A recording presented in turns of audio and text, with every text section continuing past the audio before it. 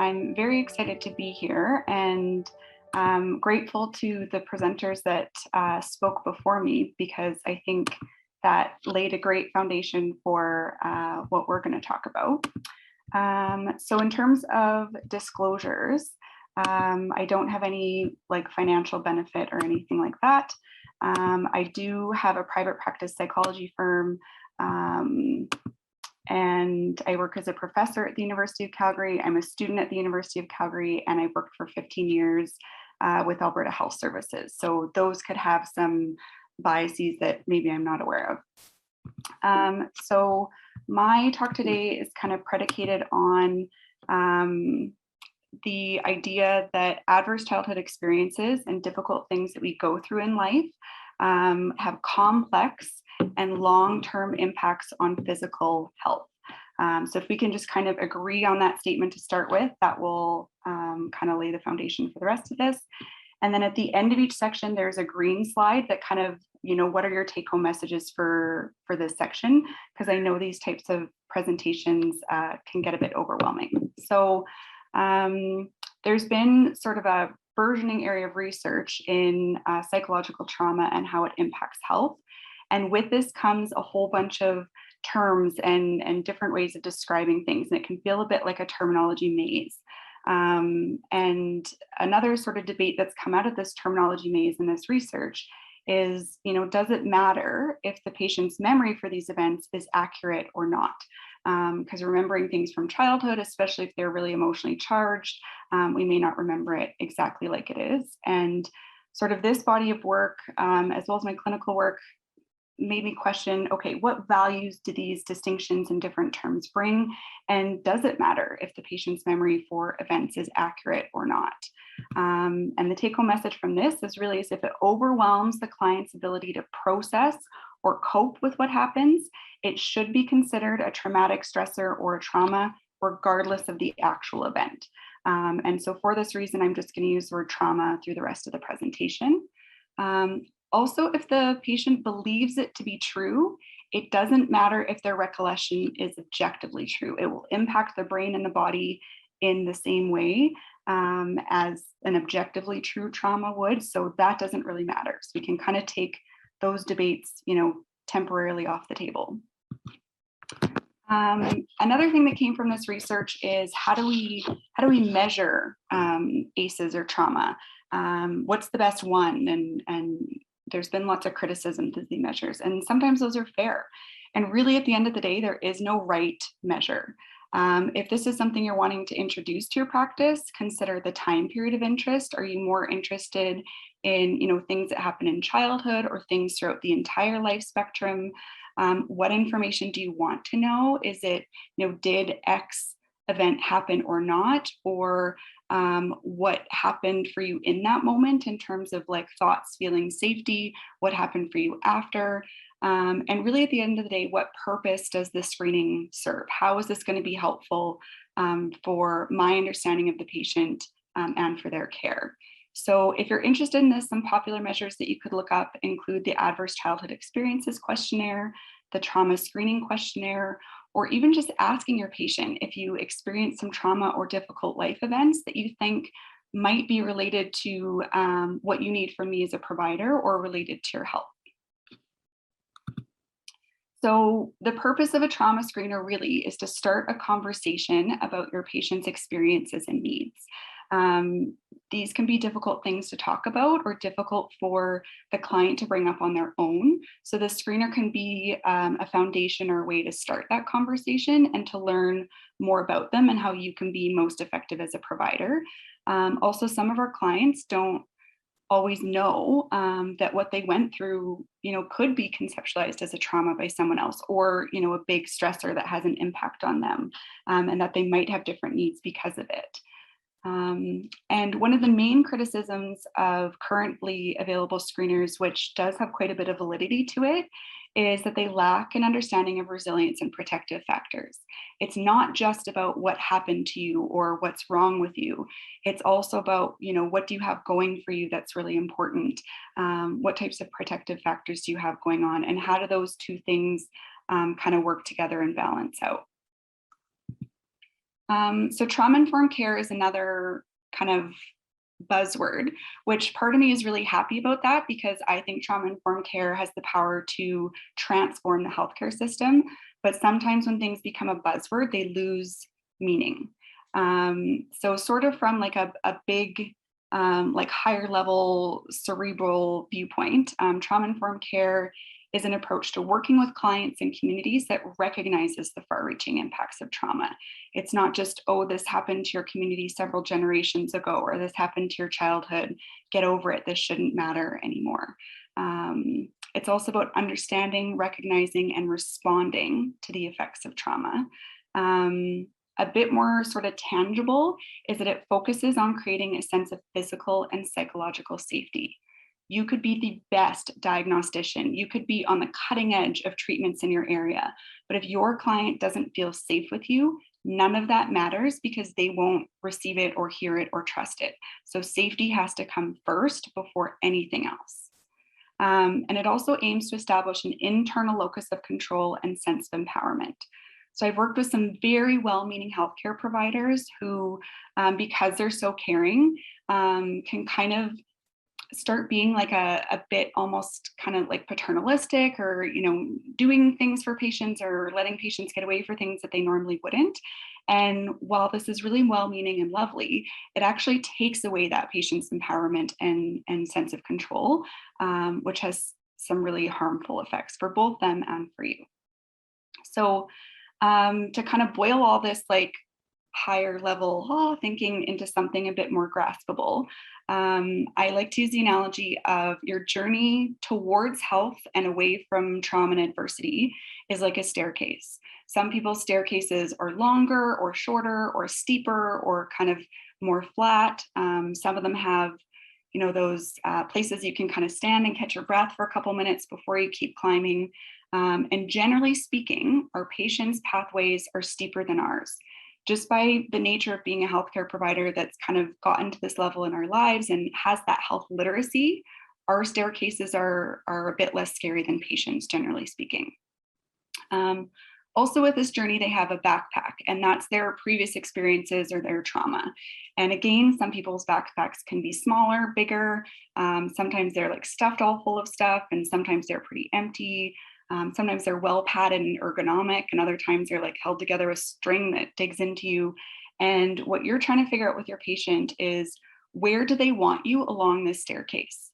Often we don't want to be like way far ahead and like, come on, why are you so slow? Like, get up here. Like, what's the problem?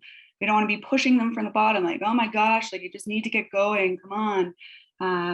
And we don't want to try to take their backpack from them because that's theirs, it's not ours. So what we can do instead is ask, where do you want me along your staircase? How is this going to be most helpful? Maybe they don't want you on the staircase at all, and you're down below and they can call to you as they need. And maybe your position on the staircase changes over time, depending on what's going on for them. We also don't want to take that backpack, but maybe we can support clients in pausing and looking at that backpack and deciding, maybe I packed too heavy, and maybe there are some things that I'm ready to leave behind. Maybe I can reorganize things in my backpack so it's a bit easy to carry and the load doesn't feel as cumbersome. Maybe I can get more support in my backpack so it's easier to carry. So those are the kind of conversations that like really is the essence of trauma-informed care. And it's about a relationship and how you go about the care plan together so that they can get their needs appropriately met and feel safe and supported in that journey. Also, when we think about pain and trauma, obviously everyone is different, but there are some common triggers that if you're aware of might be helpful in kind of best supporting your patients. So power dynamics can be tough, right? For a lot of our patients, they've like a lot of the trauma they've experienced is from people that were supposed to take care of them. So maybe a parent or a coach. Cassandra did a really good job of describing how patients can even be traumatized by the healthcare system itself. And that can enter into your relationship and make care complicated. So feeling believed by healthcare providers.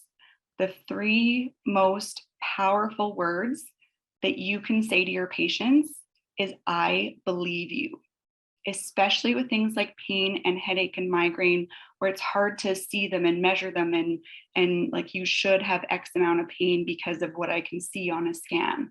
The words "I believe you" are incredibly powerful. Also, clients can feel really betrayed by their own bodies, experiencing pain and having that decreased functioning and not being able to do the things that they wanted to do can feel like a betrayal of their own body.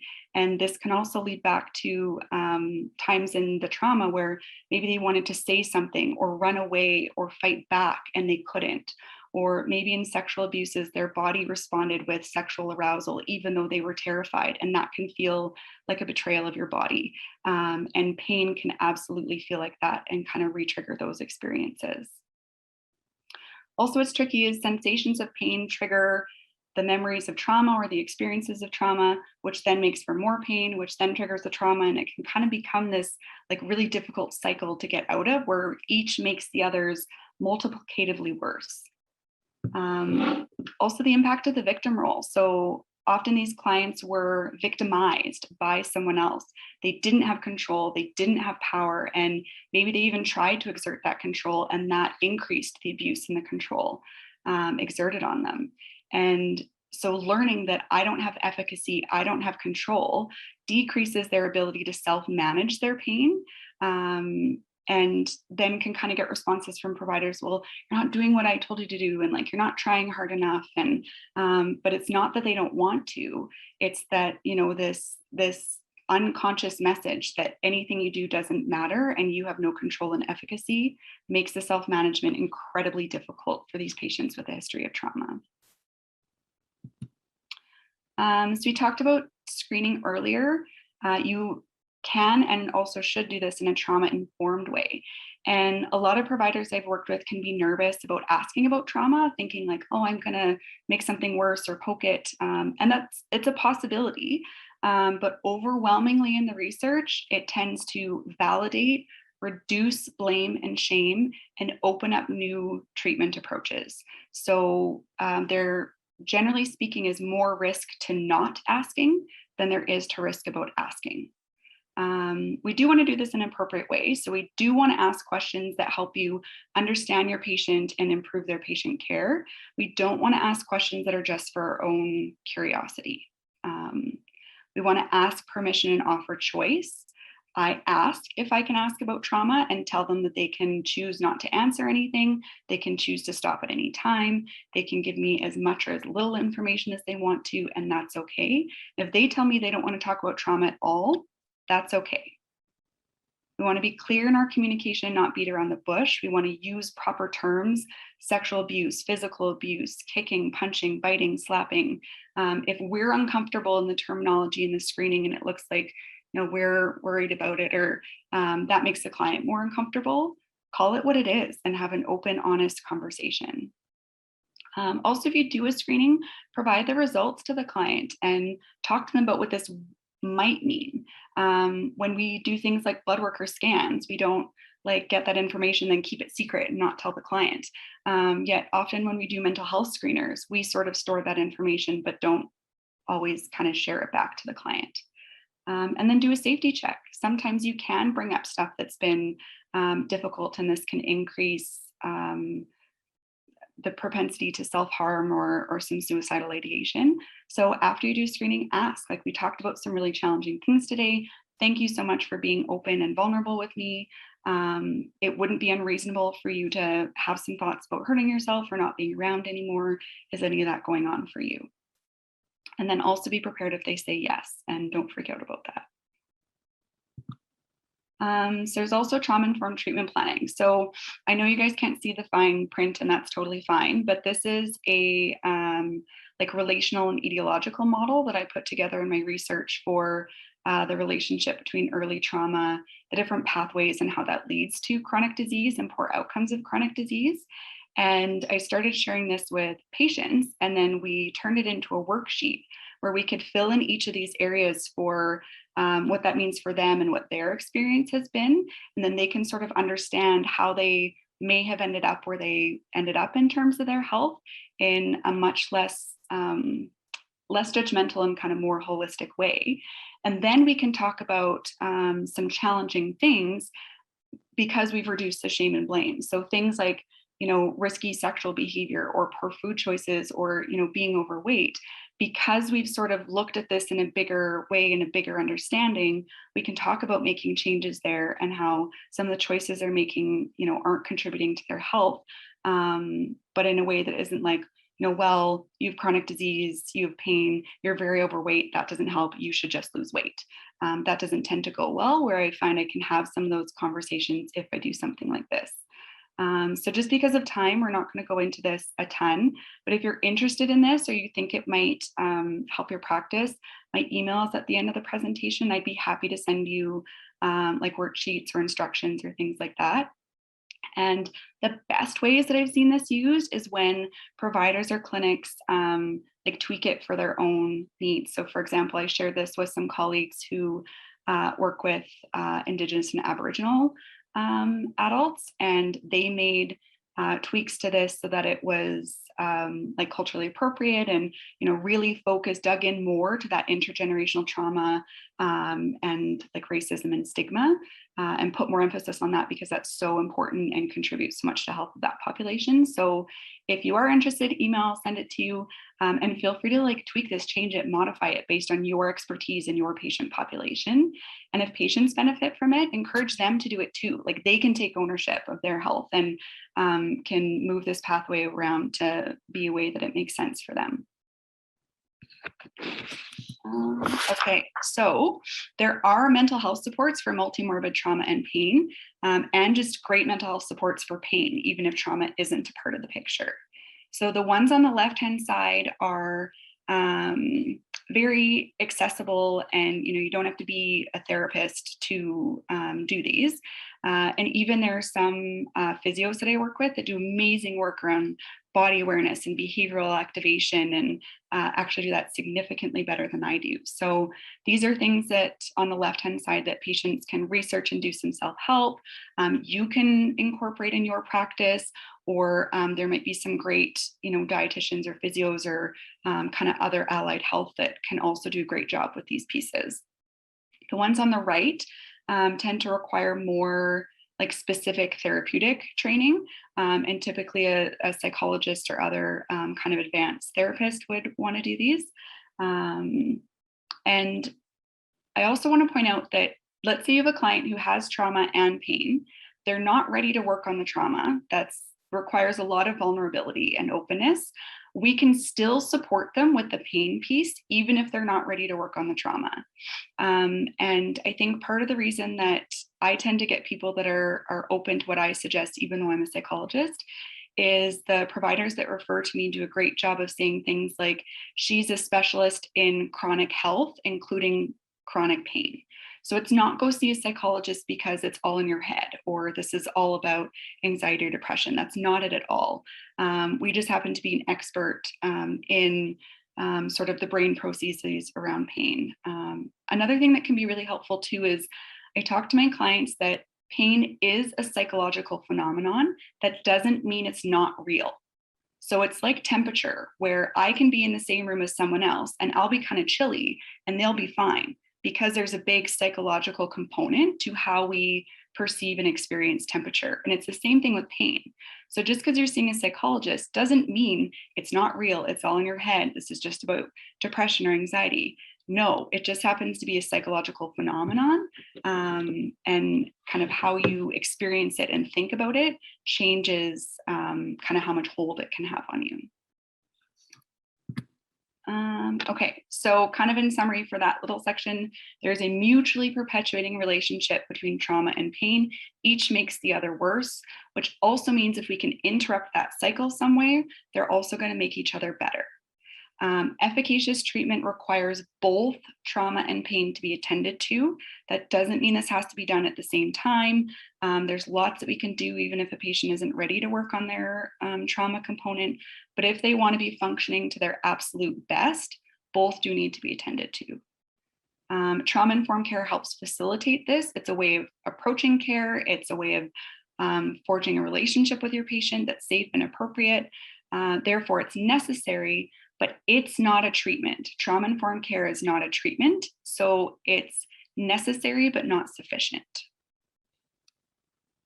So we kind of touched on this a little bit already. Bridging to mental health supports is important, and there's ways to go about doing this that are great and makes the mental health therapist job much easier. And there are ways to do this that make it more trickier, both for the patient and for both of us as providers. So do offer referrals. The previous people in this section talked a lot about, like, you know, it takes different providers with different lenses to really offer the best care for patients with pain, especially headache and migraine. But do also consider the motivation and readiness to change. Sometimes we'll get clients who don't really want to go to psychology, or like really aren't at a place where they're ready to do the things. And then when they come to us, they sort of like maybe go through the motions or miss a lot of appointments. And not because they're a bad patient, they're just not ready. But then they'll leave that being like, oh, I tried therapy and it didn't work. And they'll kind of throw it out as a tool completely. Or they could say, I tried therapy, it didn't work. And then that increases the hopelessness and the learned helplessness and the idea that I'm going to be this way forever, both of which are dangerous. So kind of check in with readiness to change and patients' motivation to engage in those supports before you refer them. Also, please don't describe mental health services as someone to talk to. There is such thing as supportive counseling, which is like that warm, supportive place to go. That's important for every provider. Like, an element of supportive counseling needs to be in all health services. But when somebody comes to see me to work on pain or trauma, I am a specialist in pain and trauma from kind of the psychological lens or approach. And today we are going to do a comprehensive assessment and build a treatment plan that we then carry out and test together. So it's about vulnerability, it's about work, it's about readiness to dig in. And when patients come to me being like, oh, she's someone to talk to, and then I'm like, let's do this, that can like really be challenging for them. Also, sometimes our clients with trauma, when we refer them out, the message that they hear, even if you didn't attend it, is like, you're too complex, or I don't want to deal with you, go away. So when you're making a referral, I'm still here as a support. I'm still here as part of your healthcare team. I want you to have the best care possible. And that means kind of adding this person to our team. So I'd like you to go and see them. And whenever possible, please communicate with a therapist. You want to know that your client is getting active treatment and not kind of the supportive counseling only, because then you won't see progress. There are also some types of therapy I can't do or are much less effective if someone's on certain types of medications, especially pain medications. So we need to coordinate that between us. And most of the time when I start working with someone, their trauma will get worse and their pain will get worse before it gets better. And it's important that you know that. And can like help support the client through that without kind of like freaking out or getting worried or increasing meds or things like that. So if there's ways that we can communicate, I know that's so challenging with, you know, the current billing landscape and how much time a lot of medical providers have. But if there's a way that we can try to figure out, that's going to be better for everyone. So one way that I've done this actually is a patient will book an appointment, come and see you. The first 5 minutes, you guys will kind of catch up and talk on the stuff that you need to. And then you guys phone me and I can join your patient by phone for the last 5 minutes and give you an update about kind of therapy and what to expect and what that's looking like, and get feedback from the medical provider. And then that way you still get paid for that. It's not extra time on top of your plate to review documentation. And it's just more collaborative because it's, you know, the medical provider, the mental health provider, and the patient, as opposed to providers kind of chatting when the patient isn't there. So in summary for that section, there are effective treatments for trauma and pain, but these are treatments all require vulnerability and work from patients. It's not pleasant. Like, I don't want to put that message out there, but it's tough work and it's not easy. And yeah, I'm asking a lot of that person and I recognize that. And if our team has multiple providers, which it usually does, and in a lot of cases should, we need to try to find out some type of communication so that we can work collaboratively together. So you will also have needs when treating trauma that are important. Unfortunately, no one gets through life unscathed. So we all have our own histories that can be triggered when supporting these clients. Do your own work, whether this means self-reflection, radical self-care, going to see a therapist or another professional, but do your own work. The healthier and kind of more grounded you can be when clients are having a trauma reaction with you, the better it is for both you and the patient. Please also consider your relationship style with your patients, and does that require adjustment? There are some providers that are so warm and lovely and invested, which is great, but then they can kind of get in that like rescue takey ovary role, which isn't healthy for patient or provider. Or the provider can be like burnt out or really uncomfortable with trauma or have their own stuff and create like so much boundary that doesn't feel safe for the client either, and really reduces job satisfaction for you as a provider if you're so distanced. Also be present in your work and your personal life. When you're with your client, you're in with that client, you're engaged, you're devoting your mental and attentional resources to them. But when you're in your personal life, do not take that client's trauma home with you. They have survived for a long time without you and carried that trauma with them for a long time. They are much stronger than we often give them credit for. Don't take their backpack and take it home to your family. It does a disservice to your client, and it does a disservice to you as well. So vicarious trauma, secondary trauma, confession fatigue, burnout are all real, and you are not weak, and there's not anything wrong with you if you experience any of this. However, they do occur less than you would expect. So also try not to use that as a barrier to, talking about trauma when it's important and necessary. And they're also all preventable and treatable. So thank you very much for your time. I love this, and hopefully that came across. So if you have more questions, or you want resources, or you have feedback or constructive criticism, please email me. I would love to hear from you, and hopefully we can kind of continue this conversation. So yeah, do reach out if this is something you're interested in, and thank you so much.